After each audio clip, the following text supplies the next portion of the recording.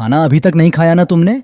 चलो माँ खाना गर्म कर देती है। हाँ आज थोड़ा बिजी था। अरे आज तो इतने सारे डिशेस बने हैं माँ, नया साल तो नहीं है? सू पिंग ने मन में सोचा, अजीब है, रोज तो बस थोड़ा सा सूप वाटर बचता है मेरे लिए, आज तो पूरा फीस्ट सजा है। उसने सुलिंगू की तरफ देखा। वो सोफा पर ऐसे बैठी थी जैसे किसी एम्बुश में हो। छोड़ो, जाने दो, उसने सोचा और झट से खाने में लग गया। तू भी ना, माँ का खाना है, जाहिर सी बात है डिलिशियस तो होगा ही, उसने सोचा। ट्रांसमाइग्रेट हुए मुझे इतना वक्त हो गया, पर इतना हार्टी मील तो पहली बार खा रहा हूँ। ये चिकन लेग तो कमाल का है। क्या असली मालिक की माँ कोई प्रोफेशनल शेफ थी क्या? खाना खत्म करने के बाद सू पिंग अपने कमरे में गया कल्टीवेट करने। आज का दिन याद करते हुए उसने सोचा, अच्छा हुआ कि मेरे पास level 1 golden crow god and demon body का आशीर्वाद था, वरना मैं लेवल 6 स्ट्रैटेजी तक की ताकत नहीं दिखा पाता। लेकिन अगर सामने कोई ऐसा निकल आया जो टैक्टिक्स में माहिर हो और अपने दोनों लेवल 6 स्पिरिट पेट्स की पूरी ताकत निकाल दे, तो मुझे सिर्फ अपने लिटिल स्केलेटन पर भरोसा करना पड़ेगा।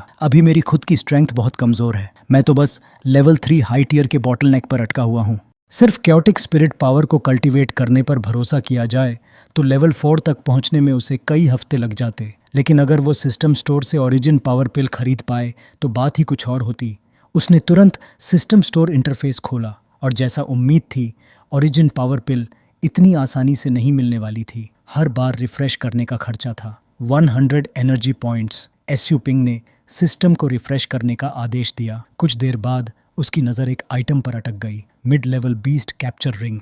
उसने तुरंत डिटेल्स खोली। ये तो जंगली बीस्ट्स को पकड़ने का उपकरण है, बुरा नहीं, लेकिन जैसे जैसे बीस्ट का लेवल बढ़ता है उसे कैप्चर करने की प्रोबेबिलिटी घट जाती है। भले ही मेरा लिटिल स्केलेटन लेवल 9 बीस्ट को हरा ना पाए, पर इस रिंग से कम 25% चांस तो बन ही जाएगा। वो मुस्कुराया, ये तो एकदम डिवाइन वेपन है ऐसे एक्सीडेंट से बचने के लिए। उसने बिना देरी किए बाय बटन दबा दिया, पर जैसे ही उसने क्लिक किया सिस्टम ने पूरा आइटम लिस्ट बदल डाला। एसू पिंग गुस्से से उबल पड़ा, ये क्या बकवास है, इतनी जल्दी रिफ्रेश क्यों हो गया? अब लिस्ट में सिर्फ 3 चीजें थीं, एक नर्चरिंग टिकट, हेयर डाई और एक spirit pet master skill book. Elementary spirit control. नाम सुनते ही सू पिंग के चेहरे पर थोड़ा शक झलक गया। क्या बकवास है ये? 50,000 एनर्जी पॉइंट्स, इतना महंगा, और वो भी एलिमेंट्री लेवल का स्किल। अगर गलती से ये खरीद लिया और ये किसी काम का न निकला तो आज की रात के बाद तो मैं कंगाल हो जाऊंगा। लेकिन फिर उसके मन में एक और ख्याल उठा, क्या पता ये कोई ऐसी इम्यूटेबल एबिलिटी हो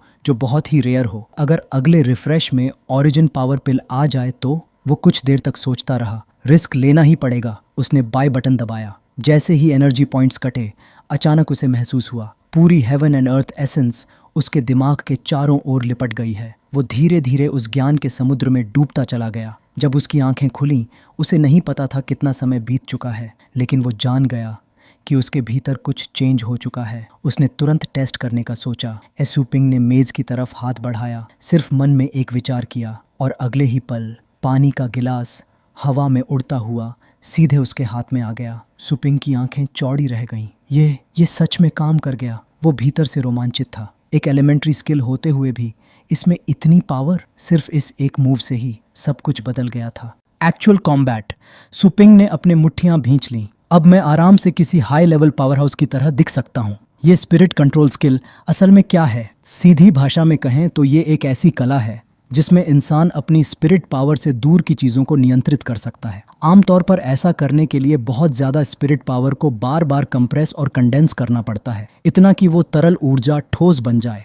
जब वो पूरी तरह सॉलिडिफाई हो जाती है तभी कोई उसे अपनी मर्जी से डिस्ट्रॉय कर सकता है या उससे आइटम्स बना सकता है। ऐसी ताकत सिर्फ लेवल 9 टाइटल होल्डर्स के पास होती है। उनसे नीचे के स्पिरिट पेट मास्टर्स इस स्तर तक कंट्रोल नहीं कर सकते।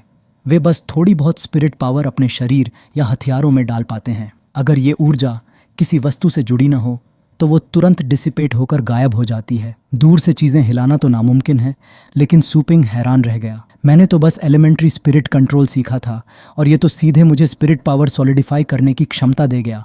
उसके चेहरे पर हल्की मुस्कान आई। अब असली बैटलफील्ड पर लोग सोचेंगे मैं कोई लेजेंड रैंक्ड पावर हाउस हूँ। सू पिंग को लग रहा था कि ये सिस्टम तो पूरी तरह हाई एंड गुड्स से भरा हुआ है।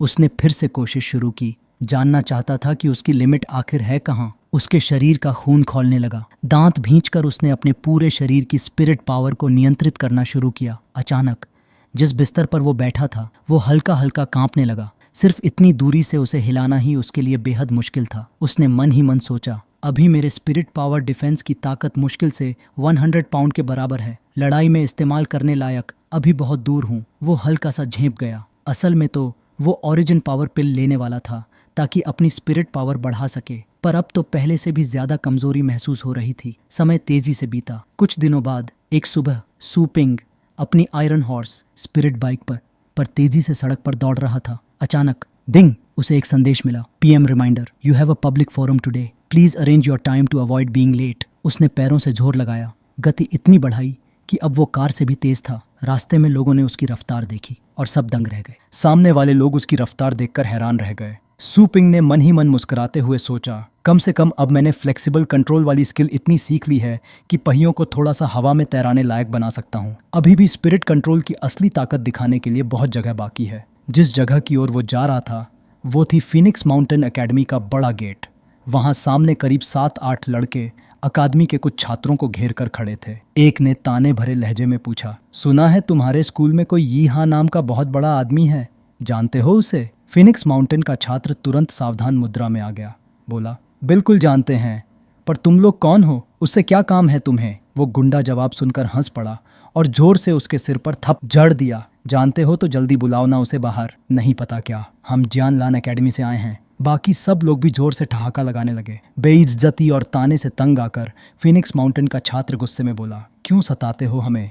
अगर हिम्मत है तो सीधा मुकाबला करो, फिर खुद जाकर यंग मास्टर को ढूंढो, देखते हैं क्या वो तुम्हें गौर ही करेगा। जियान लान के उस छात्र ने यह सुनते ही उसकी बांह मोड़ी और घमंड से बोल पड़ा, तुमने भी हिम्मत कर ली मुझे लड़ने की? अब तुम्हें सबक सिखाना पड़ेगा। जैसे ही उसने बात खत्म की, एक क्रैकिंग की आवाज गूंजी और साथ में एक कराहना। उसकी बांह क्रिपल्ड हो चुकी थी। उसके कुछ साथियों ने ठहाका लगाया, अब बताओ क्या तुम अब यीहा को ढूंढने जाओगे? फीनिक्स माउंटेन का छात्र मजबूरन मान गया और चला गया यीहा को ढूंढने। इस बीच गैंग का रिंग लीडर राना एक कदम आगे बढ़कर दीवार पर पैर रखकर उनका रास्ता रोक लिया। अब तुम क्या करोगे? हमें खबर लगानी नहीं है क्या? क्या सोच रहे हो? उसने कहा और उसी के शब्द के साथ दूसरे भी आगे आए। अभी अभी तुमने मुझे धक्का दिया था, है ना? सोचो मत कि बात यहीं खत्म हो गई। फिर उन्होंने उन दोनों को जबरदस्ती अपने पैरों के नीचे रेंगने को मजबूर किया। आसपास खड़े लोग चिल्लाए, रेंगो रेंगो। वो दोनों टस से मस नहीं होना चाहते थे। बोले, तुम हमें मार सकते हो पर फीनिक्स माउंटेन का अपमान नहीं कर सकते। हम कूड़े नहीं हैं।